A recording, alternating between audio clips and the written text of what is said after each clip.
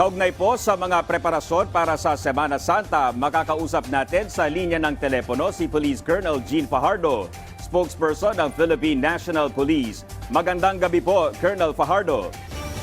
Magandang gabi, Sir Dominic. Ma'am, nasa na po tayo sa ating preparasyon para sa Semana Santa? Nakalatag na po yung ating security coverage, Sir Dominic, para nga po dito sa Semana Santa because as we speak ay meron na rin po tayo mga kababayan na bumabiyahe po sa ating mga pangunahing transport terminals. Kasama na po dyan yung ating mga bus terminals, airports at pati po yung seaports. Kaya po yung ating mga police personnel ay i-deploy na rin po natin. Kasama na po dyan, sir, yung ating mga K9 dogs para makatulong po sa pag-i-inspect po ng mga bagahe po ng ating mga kababayan.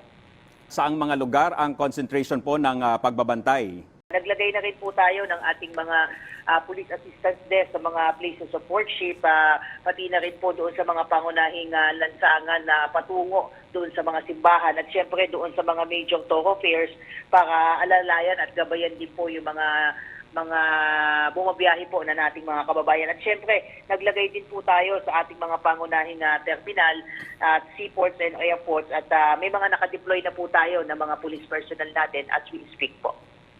Ma'am, meron po ba tayong namomonitor na mga banta, lalo na sa mga lugar na inaasahang dadagsain po, gaya na lang ng mga pasyalan sa probinsya?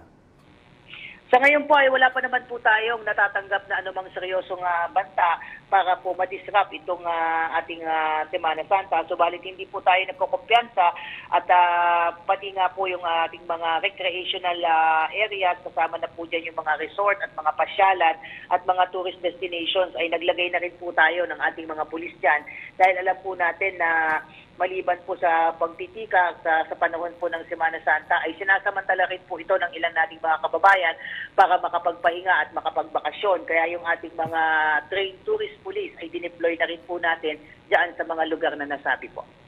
Colonel, kasunod po yung nangyaring mass shooting sa Moscow, Russia. May inaasahan po ba tayong pagtataas ng alerto ng seguridad po dito sa Metro Manila o sa buong bansa?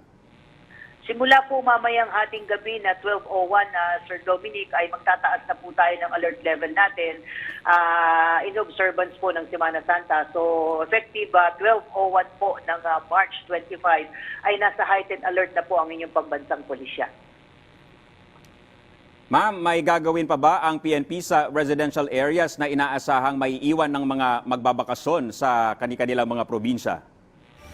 Kasama po yan, sir, sa naging consideration po natin ng paglalatag po sa seguridad dahil alam po natin may mga establishmento at mga bahay po na may iwan dahil nga po yung ilan nating mga kababayan ay papasyal po at pupunta po sa ibang lugar. Kaya po yung ating mga pulis sa barangay ay nakadeploy na rin po.